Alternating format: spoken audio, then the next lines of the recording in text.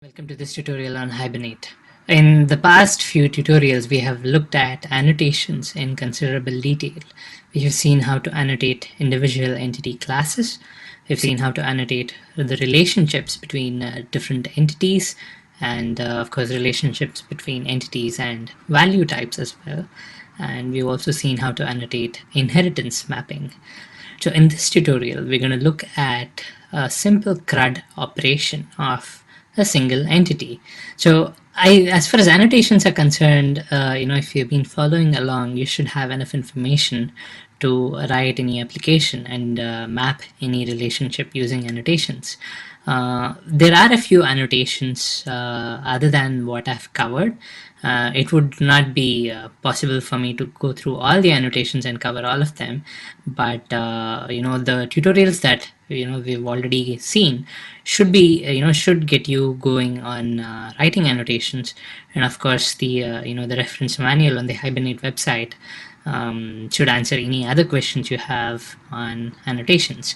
Now moving on, as I said, in this tutorial we're going to do a simple CRUD operation. So I will have a user details object here. I have actually removed all the other the relationships and all those things. Again, I want to keep things very simple. I just have a generated ID and a username. So that's all there is to it. Okay, so this is my user details object, and of course I have defined a table. This is also not required. Let me remove this. So it's as simple as it can get. So I have entity annotation, and I have this ID, which is a generated value, and I have a name with getters and setters for both the ID and the name. Now let's run some code to let's write some code and run it, which saves a user detail object, and fetches a user detail object, makes some changes to the user detail object, and then finally deletes the user detail object, and see how it maps to create, update, and delete for a database record. Now we have seen how to create records earlier when we did a session.save in order to create records, and we also did a session.get in our previous tutorials in which we got records from the database given a particular key, the primary key. Now let's look at the update and delete as well in this tutorial. So okay, so here I have my main method, which is doing the basics here again. It has a session factory initialized, and it's getting a session from the session factory. It's beginning a transaction, and then here is where all our operations go, whether we want to do a create, update, or a delete. And then finally we do a transaction.commit and a session.close. Okay, so now let's do a create first. So I'll create a few user objects. Let's say user details, user equals new user details. So the idea is to have a few records available in the database. So one thing I can do is add it in a loop so that we can have a few set of records.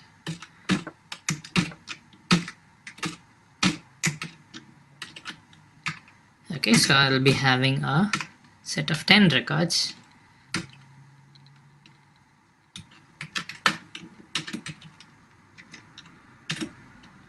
Over here. Okay, so the ID will be auto-generated here. All I have to do is set the name. So I'll say user dot set username.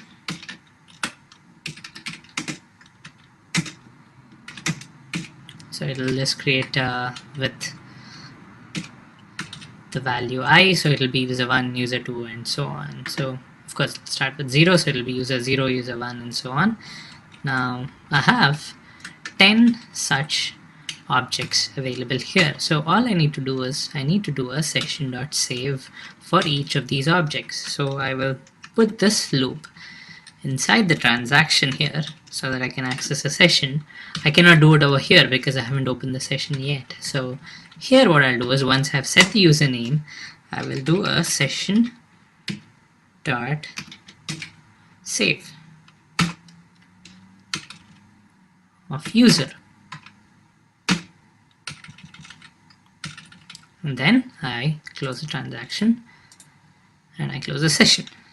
Okay, so if everything goes well, we should have 10 users in the user details table. And of course here I have set the HBM to DDL as create, so it's going to create the schema. Now let's run this. Okay, so you see here there are so many inserts happening. Now let's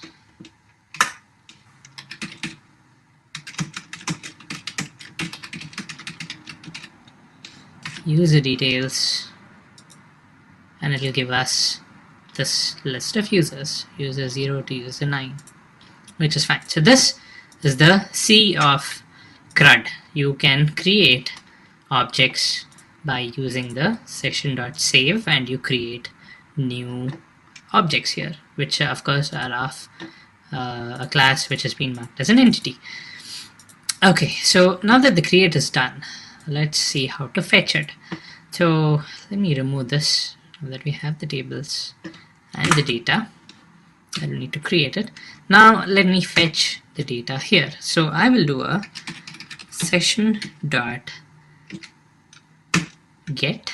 Now I need to specify two arguments here. We've already seen this, but just to recap, in order to get any object from the database, I need to specify two arguments. One is the class of the object that we're trying to get. Here it's a user details class, so I need to specify user details dot class, and the second argument is the primary key. Now here, if I just specify the user details class, it knows what table it needs to pull up the data from, but you have so many records in this table. Now I need to isolate one particular record. I need to tell Hibernate, hey, get me this record. So I need to specify the key. So here this is the key value that I need to specify, which is in the user ID. So I will specify the value, let's say 6. Okay, now I will assign this to a user details object. User details user equals, and of course the session.get returns me a type object, so I will have to cast this. Again, note that I'm not doing any error handling here because it's a simple example. So let's go with it for now. So I'll do a system.out.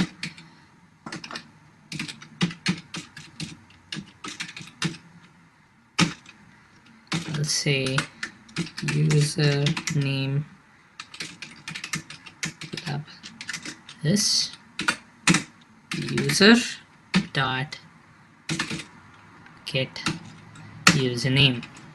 I have to put a plus sign here. I missed that. Okay, so now let's run this. But before we run this, what I'll do is here, instead of a create, I will do an update. The reason I'm doing this is I don't want the list of users that I had inserted earlier to go away. Now if I do a create here, what it's going to do is it's going to drop the entire schema and it's going to recreate it, and all the user values that I had inserted earlier will go away. So now if I do an update, it's not going to drop the schema, so these values are going to remain, and then I can also retrieve the value. So I can retrieve the value with an ID of 6.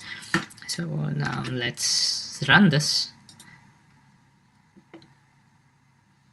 So there you go. Here we have a select query that's getting run because I'm doing a session.get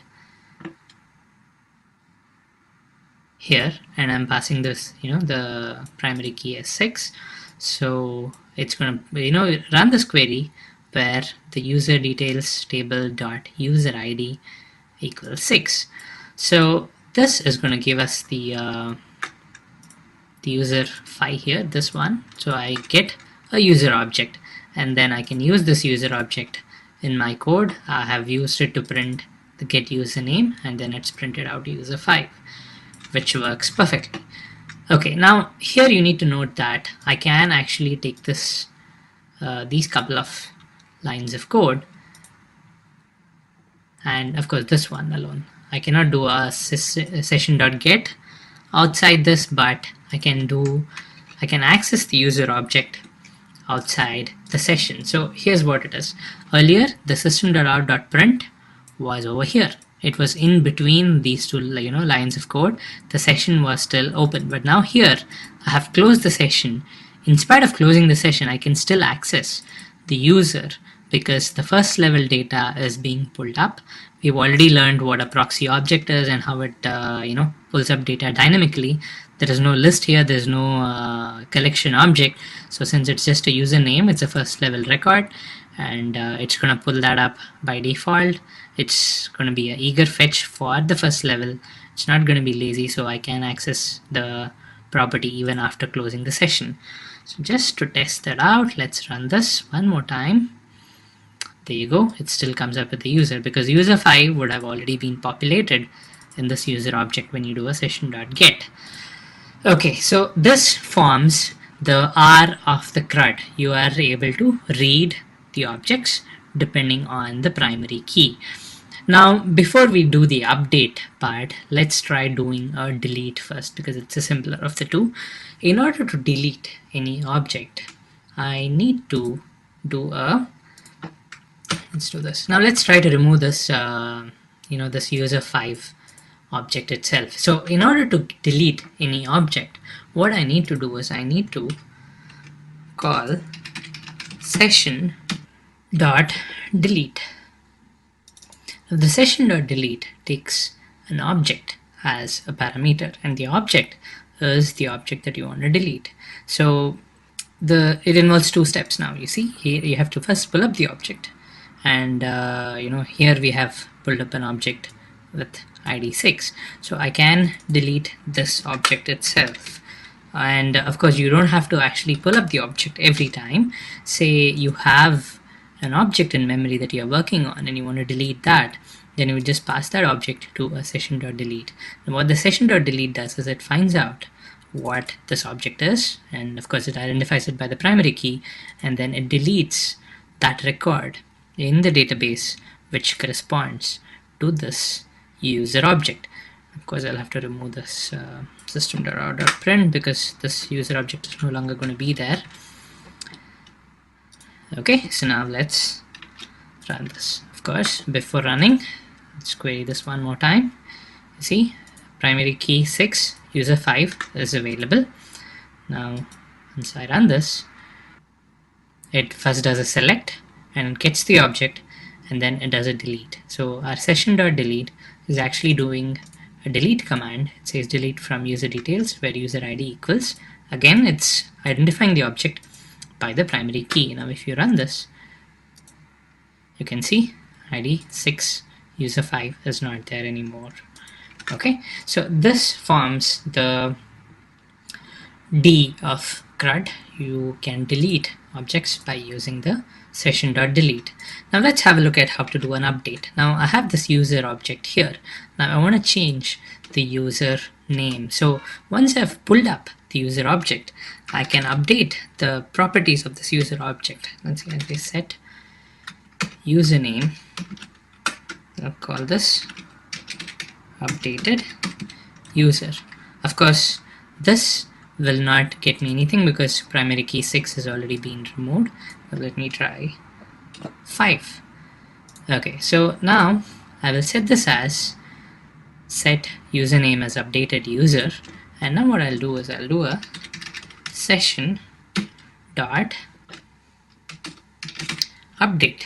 Now the session dot update also takes an object, and I will pass the user object here, and that's it. Now again, to verify, primary key 5 has the value user 4.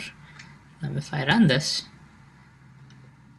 here you can see it does an update query after doing a select.